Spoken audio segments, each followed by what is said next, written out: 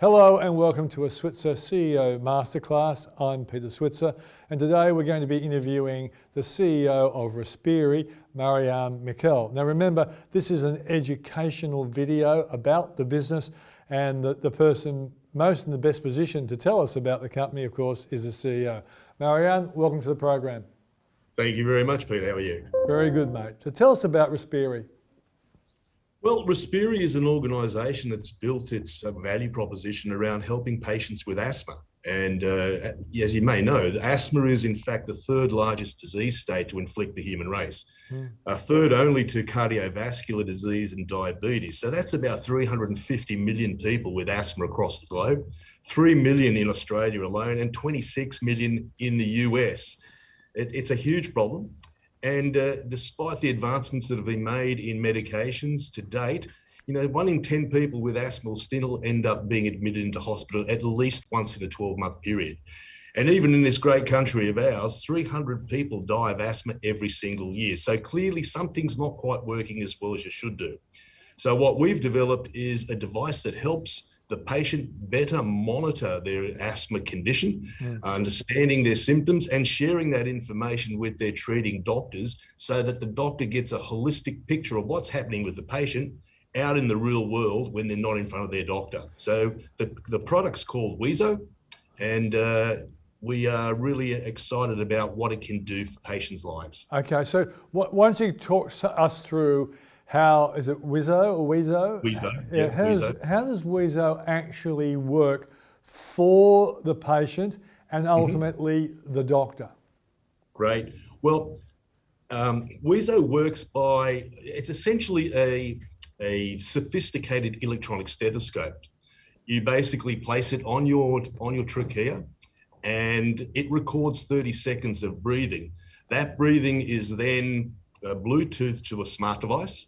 And that smart device has the app where all the smarts lie. The algorithm analyzes the breathing for abnormal breath sounds, in this instance, wheeze.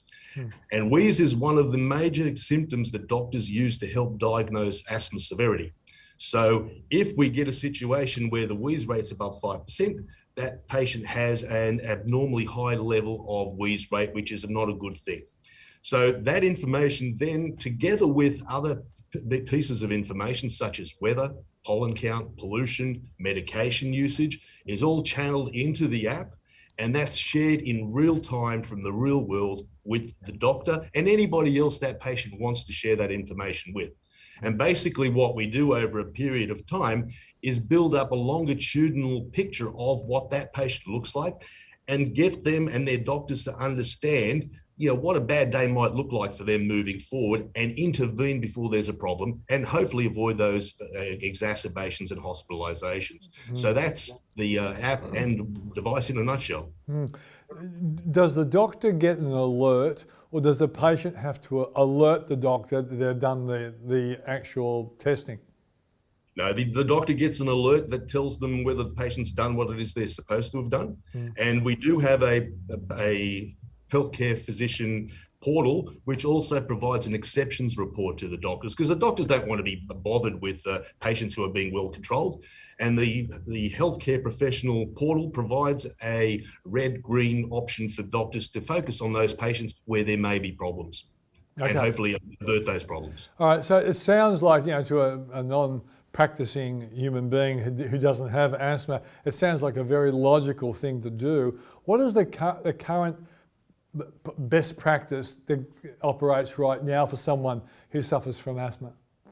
Well, today, Peter, the way that asthma is diagnosed is basically using questionnaires. So the doctors are asking patients to recall what may or may not have happened in the real world and to provide a self-assessment on themselves. Now, any of the epidemiological work that's been done in this space tells us that patients are pretty hopeless at doing that. And that's what the doctor relies on at a moment in time. And people do not have asthma attacks when they're sitting in front of their doctors. They have asthma attacks in the real world. And what wheezo does is provide that ongoing information in an objective manner from the real world and allows the doctor to rely less on what the patient thinks may or may not have happened. So best practice today in asthma is fundamentally flawed in there. There is no blood pressure machine for asthma, if I can put it that way. Yeah. So it's really important to provide doctors with information that is objective and measures those things that they're asking patients about right now, and what best practice entails, which is, using things like the asthma control questionnaire and the asthma control tests, which are questionnaires the doctors use as a way of measuring asthma severity. So this is trying to remove as much of that subjectivity as we possibly can. Now, I would have thought that, for an asthma sufferer, they start feeling that something bad's coming on. Does your device actually preemptively pick that the preconditions of someone feeling bad is actually starting to happen, and therefore it gives them a bit of a heads up? It does, because asthma is not a one-off event. So these things build up over time. So our device provides, if you will, an early warning for that patient based on the wheeze rates that we're recording, and also based on the other exacerbating factors that may be building up around them. I mean, some asthma patients have allergy-induced asthma. So if there's a high pollen count, for instance, there's an ability to be able to do something about that as per the doctor's instructions, to avoid those sort of situations causing grief. And the app also contains a digitized version of the asthma management plan that's developed by the treating doctor. How is Respiri capitalising on the opportunity? Well, we've done quite a bit of work in Australia, and Australia was always our little test market to learn what we can and what we could do, and obviously get things right and get some things wrong. But the huge opportunity for us is the United States of America. As I said, if you look at asthma patients in the United States, there's over 26 million of those patients available, and we have redeployed resources to accelerate our launch into the US marketplace.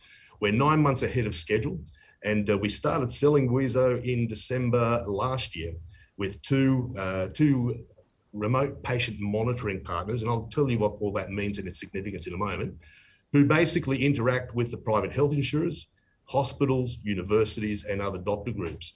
Now, the United States, the payers in that country understand preventative healthcare.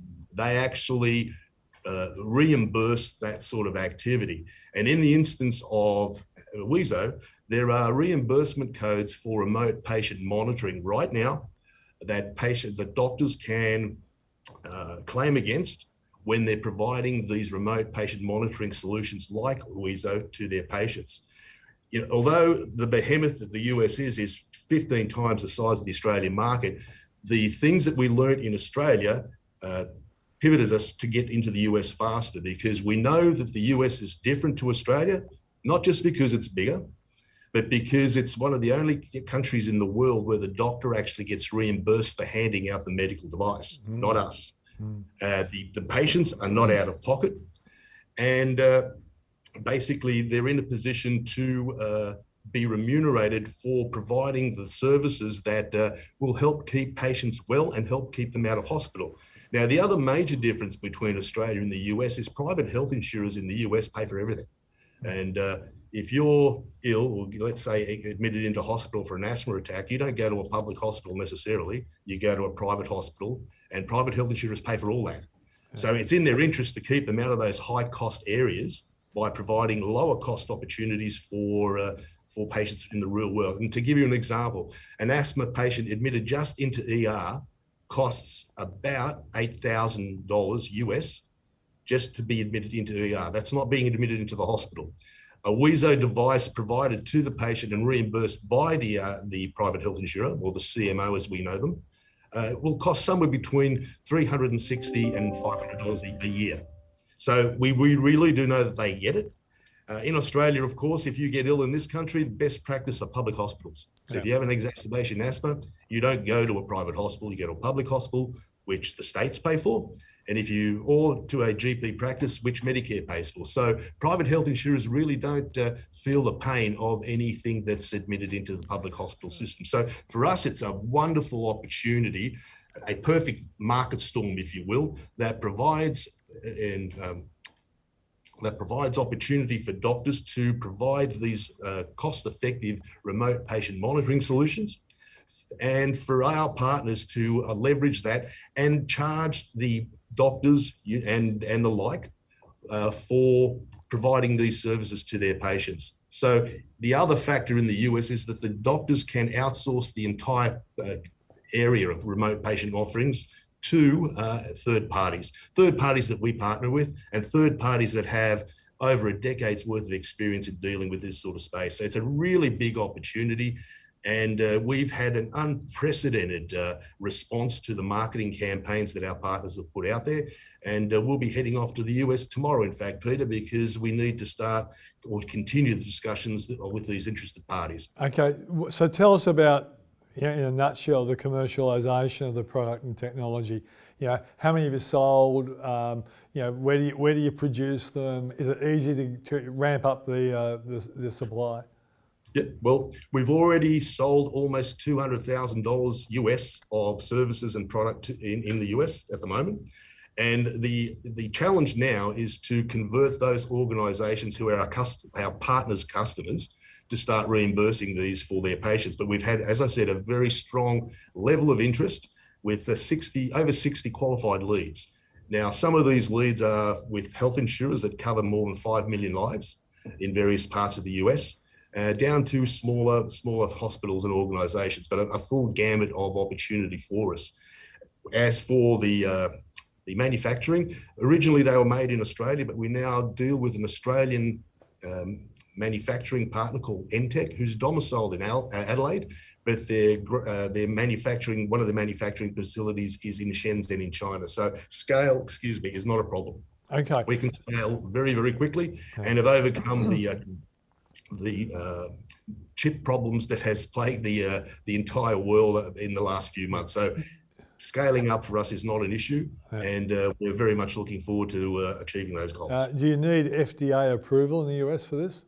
We do, and we got FDA approval in March last year. So we've been sitting around planning for the US launch. And as I said, from the learnings in Australia, and there were some painful ones, but it did give us some insights into what it is that would make a successful marketplace dynamic for wheezo to be successful. And as I said previously, the US ticks all the boxes. So, and that's more than just being 15 times the size of Australia. But as I said, reimbursement, motivated doctors, motivated insurers, and patients not having to put their hands in their pockets for the service they're getting. So it's a perfect storm for us. Okay, so what's the most important milestone to achieve? You may well already achieve it. Is it getting the doctors on side, or is it really getting the private health insurers who then will basically market it to the doctors because it's in their interest to do so? It's a combination of both, Peter. I mean, it is nothing like wheezo exists. And today, when a patient leaves the care of their doctors, the doctor's got no idea what's happening with them if they've got asthma. Wheezo fixes that problem. But in fixing that problem, we also need to help doctors along for the ride, and our partners and the private health insurers will help do that. Remembering, of course, the US is one of the only markets in the world where the doctors actually reimbursed for handing out the device. So there is a financial motivation there as well to deliver quality of care. Good old US capitalism, fantastic. Look, I'm not arguing with that, and the reality is that we do need to get doctors along for the ride. Show the private health insurers, the HMOs over there, that we can save them money. Remembering that many of these insurance companies run for profit, right? So they're not going to pay for something that's not going to save them cash. Yeah. So we've got a bit of work to do, but to give you some perspective, if we capture 1% of the asthma population in the US, that'll equate to about 350,000 patients on wheezo, or about $70 million US in revenues per annum. Okay. So the opportunity is huge, and we're not saying we have to capture 1 in 3 patients, 1 in 100, and we'll be very well off. Okay, so what's the position of the company? Are you well resourced to actually deliver on an uptake of demand in the US? Yes, we are. We have a bespoke model. I don't want to reinvent the wheel, and I certainly don't want to become expert in something that our partners are expert in. The people that we've chosen to partner with, and we've also kicked out a few as well, have experience in this space, have the relationships, have the resource, and we need to support them in helping get the word out there to their customers about how wheezo can work. And as I said, we launched commercially in the US in the middle of December last year.